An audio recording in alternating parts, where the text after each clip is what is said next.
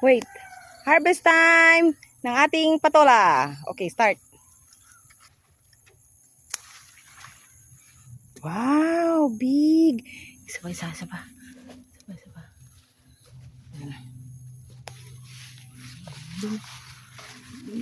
Ayun, si patula.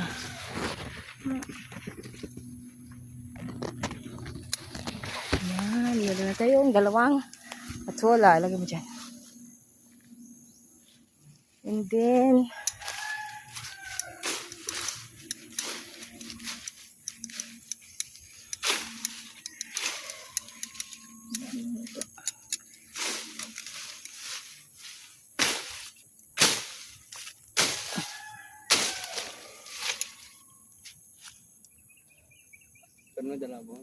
doon, nakabitin pa yung iba.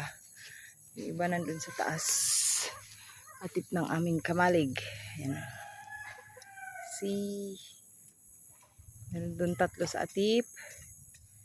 Tapos doon, dalawa. Yan po ang ating updating sa ating garden dito sa bukid. Thank you for watching. Please subscribe.